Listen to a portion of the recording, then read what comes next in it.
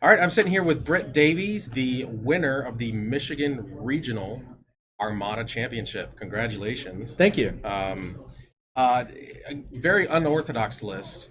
Never seen anything like it. You don't see a completely decked out MC80.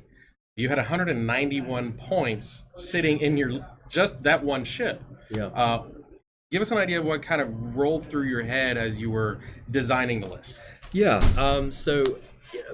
Back in December, I played in the Raleigh Regional at Game Theory, or excuse me, Gamers Armory, and the some of the winning lists, they were all Rebels. I was playing Imperials at that time, and when Wave 5 came out, it seemed like where they were headed, some of those guys were headed with their list builds.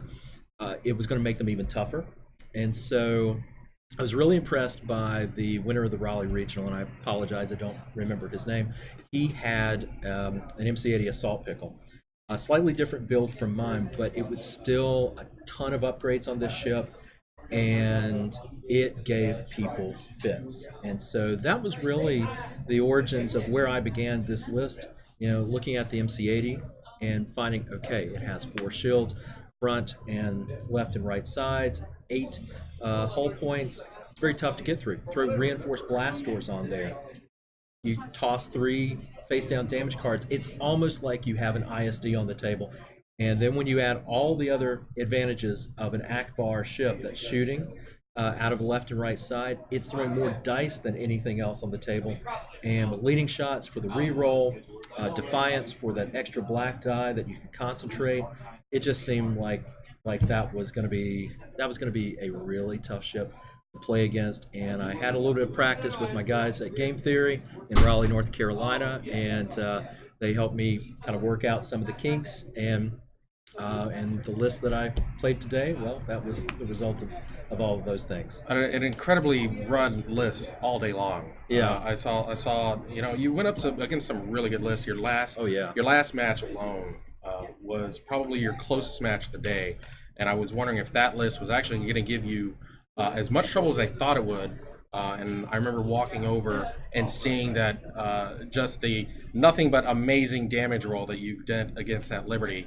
And at that point, I kind of knew that Liberty's going to be off the table within at least probably the end of the round, if not early next round. Right. And I think at that point, it was really just kind of the end of your opponent's ability to really kind of win that game at that point. Yeah. You've got Admiral Akbar, Walex Blissix, engine techs, advanced projectors, reinforced blast doors, leading shots, XI7s, and the Defiance title. The thing is a monster tank. You have reinforced my faith in the MC80, as well as perhaps other people's who end up at least watching the match that you ended up playing on an earlier match. Right.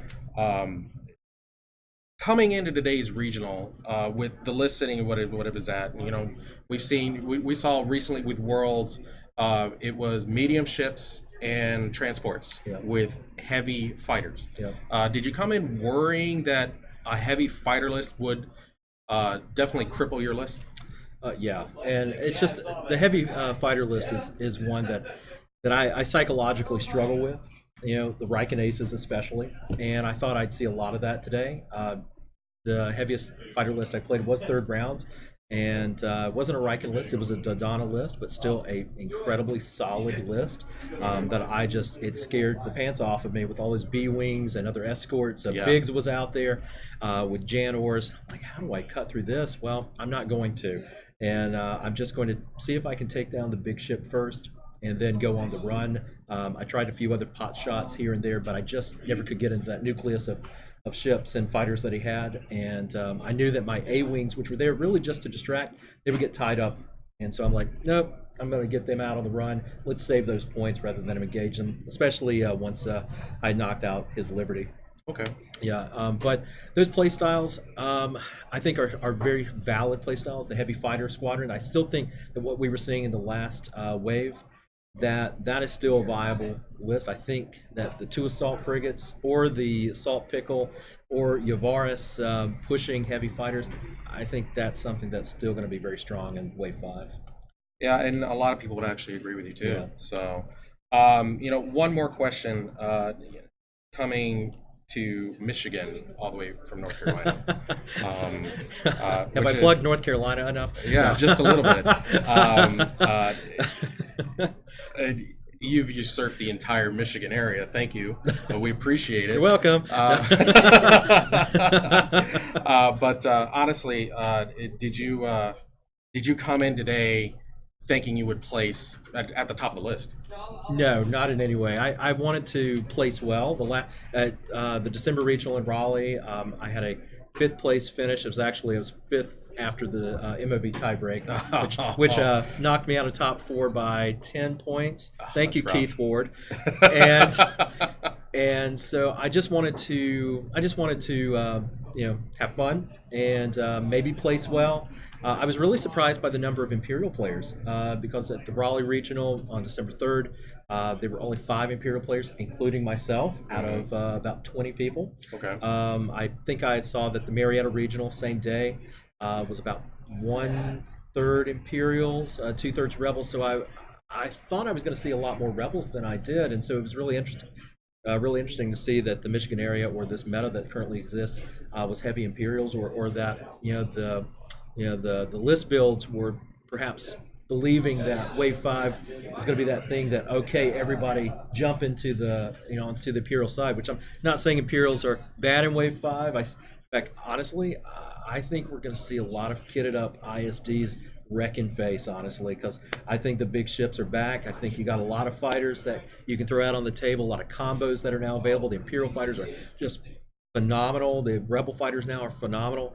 But I think we're going to see the game kind of where we were hoping to see it about a year and a half ago, where the ship activation game with the small ships was kind of overtaking the big guys. Yeah. And I think we're going to see the ship activations maybe drop back to 4 as people put a lot of upgrades on the big ships and then have those huge fighter swarms with a few other supplementary ships that's feeding the big guy or pushing the fighters around the table. But I mean, what do I know? I'm not an oracle. We're just a bunch of guys playing Armada, man. Yeah, I love my toy spaceships, man. Well, Britt, thank you very much. Thank you very much. Thank you very much for coming out. Congratulations again. Thank you. And I'm sure everybody at Worlds is looking forward to seeing you. Cool. Thank you very much. Take care. Yeah.